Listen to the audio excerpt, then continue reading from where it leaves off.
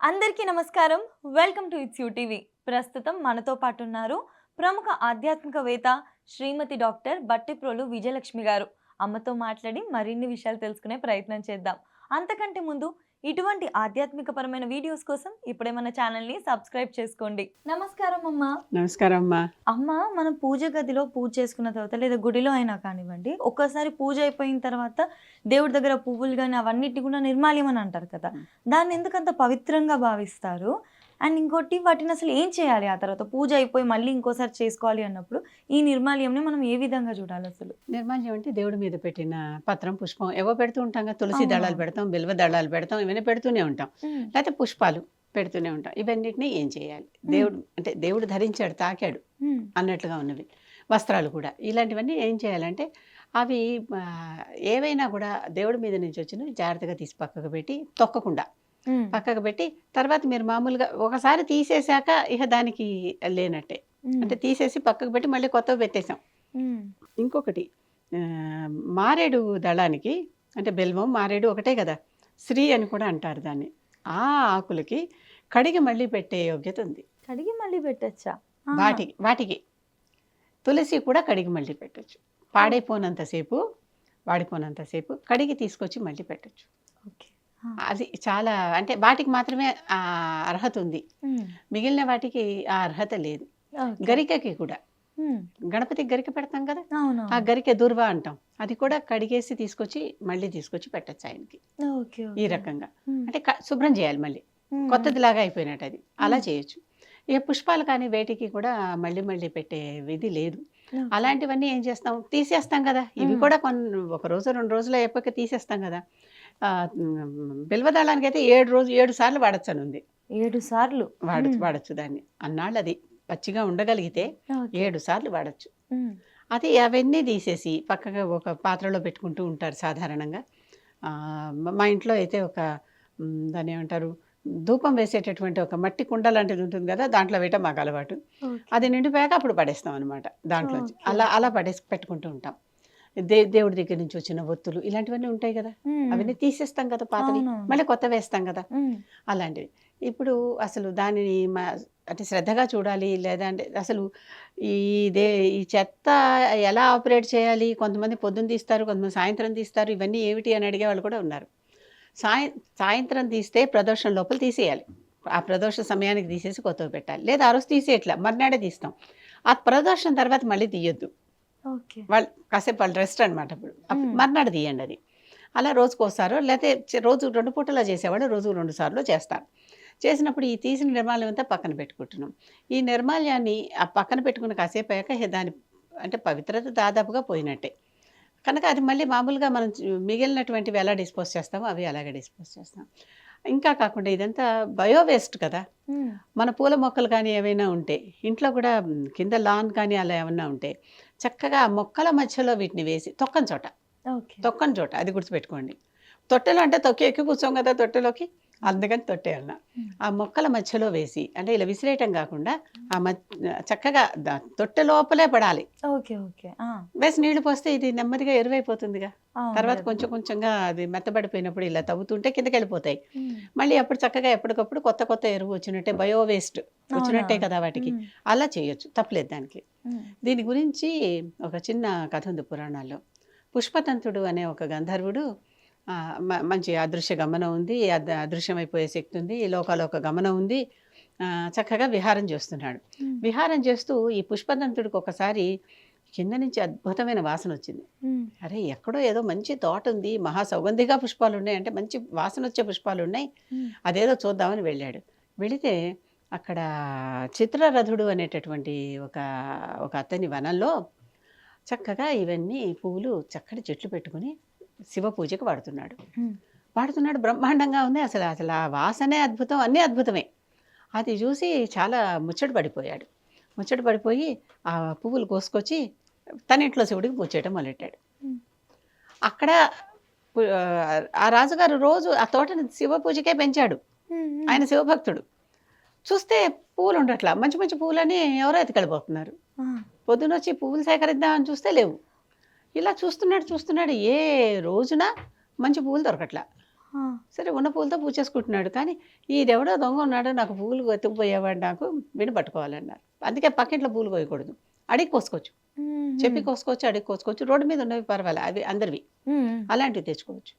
ఈ ఈ వాళ్ళు ప్రత్యేకంగా పెంచిన తోట అది. అక్కడికి వెళ్ళి తెచ్చుకుంటానికి వెళ్ళాడు వీడు. వెళ్ళి పుష్పదంతుడు రోజు చేస్తున్నాడు. చూసి చూసి చూసి అతనికి కోపం వచ్చింది. పాపం తను పెంచుకున్న తోటలో తన పువ్వు తన దేవుడికి వెళ్ళకుండా ఉందే అని. ఏం చేశాడు, కావాలని శివుడి మీద వేసిన బిల్వదళాలు ఉన్నాయి కదా, అవి తీసుకొచ్చి వనమంతా చల్లాడు. ఓకే. కావాలనే. అర్థమైంది. కాలు పెట్టకుండా లోపలికి వెళ్ళి తీసుకోకుండా. ఈ పుష్పదంతుడు చూసుకోలేదు, వెళ్ళిపోయాడు. వెళ్ళిపోయి తొక్కేశాడు. తొక్కేసరికి ఇతనికి గంధర్వుడుకున్న శక్తులని పోయాయి. అయ్యో. గంధర్వుడుకున్న శక్తులని పోవటంతో పాటు అదృశ్యం అదృశ్యంగానే కథ వచ్చి ఆమెను కోసుకెళ్ళిపోతున్నాడు. అదృశ్యమయ్యే శక్తి పోయింది. వెంటనే వీళ్ళకి పట్టుబడ్డాడు. ఆ తర్వాత ఆకాశ గమనం అంతా పోయింది. ఇక దుఃఖం వచ్చేసింది. ఎందుకు చేస్తున్నావు అంటే, మా ఇంట్లో శివుడికి పెట్టుకుంటున్నాను అన్నాడు. పాపం ఇదేమో సరే, అక్కడ శివుడే ఇక్కడ శివుడే కదా అని వదిలేశాడు. వదిలేసినా వీడికి ఆ శక్తులు పోయాయిగా. ఇప్పుడు మళ్ళీ తన దేశం తన ఇంటికి వెళ్ళటం ఎట్లా? బోరు బోరు నేడుస్తున్నాడు. ఆ కైలాస శివుడినే ప్రార్థిస్తూ అప్పుడు అతను శివ మహిమ్నా స్తోత్రం అని ఒక స్తోత్రం రాశాడు. మహిమ్నా అనే పేరుతో స్టార్ట్ అవుతుంది ఆ శ్లోకం, ఆ స్తోత్రం. ఆ స్తోత్రం అప్పుడు పఠించాడనమాట శివుడి కోసం. నన్ను రక్షించవయ్యా, ఇలా పొరపాటు జరిగింది. అసలు ఈ శివ మహిమ్నా స్తోత్రానికి ఎంత శక్తి ఉందంటే దాంట్లోనే కనిపిస్తుంది అదంతా మనకి. అది అసలు ఎవరైతే చదువుతారో వారి సమస్త పాపాలు నశించిపోయి, కిల్బిషం అంటాం పాపం, ఆ కిల్బిషాలన్నీ నశించిపోయి శివుడికి ప్రీతుడై కైలాసానికి చేరిపోతాడట. శివగణాల్లో చేరిపోతాడట. అసలు సమస్తం 3 కాలాల్లో చదవండి, ఉదయం మధ్యాహ్నం సాయంత్రం, త్రిసంధ్యల్లోనూ. మధ్యాహ్న సంధ్య కాకపోతే సాయం సంధ్య రాత్రి సంధ్య మొత్తం మీద 3 సార్లు చదవండి రోజుకి. మీకు పూర్తిగా శివుడు మీ పట్ల ప్రీతుడై మీకేవి కావాలంటే అవి ఇస్తాడు అని చెప్తాడు. ఈశ్వరుడు ఇవ్వగలిగింది ఇవ్వలేనిది ఏమీ లేదు కదా. అవును. ఐశ్వర్యం ఐశ్వర్యం అంటారే, ఈశ్వరుడు ఇస్తాడు. ఈశ్వరుడు ఇస్తాడు కనుకే దానికి ఐశ్వర్యం అని పేరు. అవునవును. కనుక అటువంటి స్తోత్రం, ఆ స్తోత్రం ఆయన రాసి చక్కగా చదివాడు. చదివి ఏడ్చాడు. ఏడిచి, శివ నన్ను రక్షించు, నేను లోపం కొద్దీ ఈ పువ్వులు చాలా బాగున్నాయి, నీకు పెడదామనే తెచ్చా అని చెప్పుకుని బాధపడ్డాడు. బాధపడితే అప్పుడు శివుడు ప్రత్యక్షమై అతనికి మళ్ళీ ఆ పాత శక్తులు ఏవైతే అతను కోల్పోయాడో ఆ శక్తులన్నీ వచ్చేలాగా చేసి తనతో పాటు కైలాసానికి తీసుకెళ్ళాడు అని పేరు. అందులో మనకి స్తోత్రం యొక్క విశిష్టత తెలుస్తుంది. అలాగే ఎంత తొక్కకూడదు, తొక్కితే ఏ విధంగా ఉంటుంది, దోషాలు ఏం కలుగుతున్నాయో కూడా అర్థమయ్యే కథ ఇది. కనుక ఆ పుష్పదంతుడిని గుర్తు చేసుకుంటూ పుష్పదంత విరచిత శివ మహిమ్నా స్తోత్రం ఎక్కడైనా ఇంటర్నెట్లో దొరికేస్తుంది. ఏ స్తోత్ర పుస్తకాలు ఉంటాయి కదా, వాటిల్లో కూడా దొరికేస్తుంది. కష్టమైంది ఏమి కాదు. చక్కగా ఒక 43 శ్లోకాలు ఎన్నో ఉంటాయి దాంట్లో. అవి హ్యాపీగా చదువుకోండి. 3 సంఖ్యలో చదువుకుంటే కోరికలన్నీ తీర్చి శివుడు వచ్చి కైలాసాన్ని తీసుకుపోతాడని చెప్తున్నాడు. మనకి కావాల్సింది అదే అనుకుంటే చక్కగా కష్టం వస్తే వెళ్ళి ధ్యానించాడు కదా, ఆ కష్టం పోయింది. అవునవును. మనకు కూడా అలాగా ఉంటే ఖచ్చితంగా చదవచ్చు. పోయిన మళ్ళీ లభిస్తాయి. శివ కృప లభిస్తుంది. కనుక నిర్మాల్యాన్ని తొక్కితే వచ్చే అనర్థం ఏమిటి, అది మళ్ళీ తర్వాత ఈ స్తోత్రం చదివితే కలిగినటువంటి లాభం ఏంటి, ఈ రెండు తెలుస్తాయి. కనుక నిర్మాల్యం అనేది తొక్కరాదు. ఓకే అమ్మ. మీరు పడేసి మళ్ళీ దాని మీద, అందుకనే కింద పడేయకుండా ఒక పాత్ర ఏదో పెట్టుకుని దాంట్లో కలెక్ట్ చేయండి. తర్వాత ఆ పాత్రలోంచి పడేయండి. అలాగా వీలైతే మొక్కల్లో వేయండి.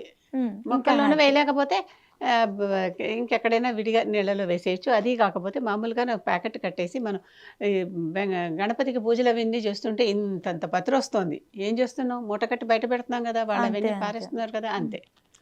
అని తొక్కద్దు ఖచ్చితంగా. అమ్మ, ఇంకొక చిన్న సందేహం, దేవుడి మించెల్లి ఏది తీసినా కూడా అది నిర్మాల్యం అన్నారు కదా. అవును. మనం గుడికి వెళ్తే అమ్మవారికి చీరలు కట్టిస్తారు, దాన్ని కూడా నిర్మాల్యం అంటారు. అది కూడా నిర్మాల్యమే. శేషవస్త్రం అమ్మవారు ధరించి ఇచ్చింది. ఓకే. అది కూడా చక్కగా కట్టుకోవచ్చు. అంటే మంచి రోజుల్లో కట్టుకోవాలి, అశుచిగా ఉన్నప్పుడు కట్టుకోవద్దు. అశోచం ఉన్నప్పుడు కట్టుకోవద్దు, మంచిగా ఉన్నప్పుడు చక్కగా కట్టుకోవచ్చు. అందులో ఇంకేం ఏమి దోషం లేదు. మనం పూజలు చేసుకునేప్పుడు కూడా డైరెక్ట్ అమ్మవారిది ఉతికి కట్టుకోవాల్సిన అవసరం కూడా లేదు. మనం ఇంకోరిది ఇస్తే బట్ట ఉతికి కట్టుకోవాలన్నా అమ్మవారిది ఉతికి కట్టుకోవాల్సిన, అమ్మవారిది కానీ అయ్యవారిది కానీ ఉతికి కట్టుకోవాల్సిన అవసరం కూడా లేదు. డైరెక్ట్ గా కట్టుకోవచ్చు. వాళ్ళ శరీరాన్ని అంటుకుంది, నా శరీరాన్ని అంటుకుంది కదా అని. చాలా సంతోషం. మా పిన్ని ఒక ఆవిడ దేవుడికి ఏమైనా ఇచ్చేటప్పుడు రకరకాలుగా కొబ్బరికాయలు ఇవేవో ఇస్తుంటారు కదా పళ్ళు. హ్మ్. ఆవిడ పువ్వులు ఇవ్వటం పువ్వుల మాల తన చేత్తో వాళ్ళ ఇంట్లో పూసిన పువ్వులన్నీ పోగేసి చక్కగా మాల కట్టి ఆ పువ్వుల మాల ఇవ్వటం ఇష్టపడుతుంది ఆవిడ. హ్మ్. అంటే ఎందుకు ఏమిటి దీంట్లో స్పెషాలిటీ, నా చేత్తో ముట్టుకుంది దేవుడి ఒంటికి వెళ్తుంది కదా, హ్మ్. దేవుడి శరీరం మీదకి వెళ్తుంది కదా, విగ్రహం మీదకి. ఓకే. కనుక ఇది నేను దీంట్లో భావిస్తున్న ప్రత్యేకత అని ఓకే. అలాగే చేస్తుంది ఆవిడ. హ్మ్. చాలా నిజమే కదా. కరెక్ట్ కదా! మనకి ఆ అలా భాగ్యం అది మన కలిగిందనుకోండి. చేత్తో అది ఆ స్వామి శరీరం మీదకి వెళ్తుంది. ఓకే. అలాగే ఓకే. స్వామివారి శరీరం నుంచి మన శరీరం మీదకి వస్తుంది చీర. హ్మ్. హ్మ్. తప్పు లేదు. చక్కగా ఈ దేవతలు చాలా మంది గుళ్ళల్లో కొనకూడదు ఇలాంటివన్నీ చెప్తారు. అవన్నీ ఉత్త ట్రాష్. ఓకే. ఓకే. దేవతలు ఇచ్చినటువంటి అంటే విగ్రహాలు మీద హ్మ్. వేసి మనకి ఇచ్చినటువంటివి. హ్మ్. కొంతమంది అన్నన్ని కట్టలేక ఊరికే మీద వేసి ఇచ్చేస్తూ ఉంటారు. అవునవును. అది కూడా శేషవస్త్రమే. ఓకే. ఓకే. చక్కగా కట్టుకోవచ్చు. హ్మ్. అనుమానం లేకుండా ఆనందంగా కట్టుకోవచ్చు. చక్కగా పూజలు, వ్రతాలు అంటే అశుచిగా ఉన్నప్పుడు కాకుండా అంతే. హ్మ్. అంతకు ఓకే. మించి ఏం లేదు. ఖచ్చితంగా అమ్మ. చాలా చక్కగా వివరించారు. అందరూ కూడా ఇటువంటి నియమాలని పాటిస్తూ చక్కగా ఆ స్తోత్రం యొక్క విశిష్టత కూడా తెలుసుకొని, దాన్ని కూడా చదివే ప్రయత్నం చేస్తే చాలా అందంగా, చక్కగా బావుంటుందమ్మ. మాకు మంచి విషయాన్ని తెలియజేశారు. అద్భుతమైన కథ చెప్పారు. అందరికీ కూడా తెలియని కథ ఇది. ధన్యవాదాలమ్మ.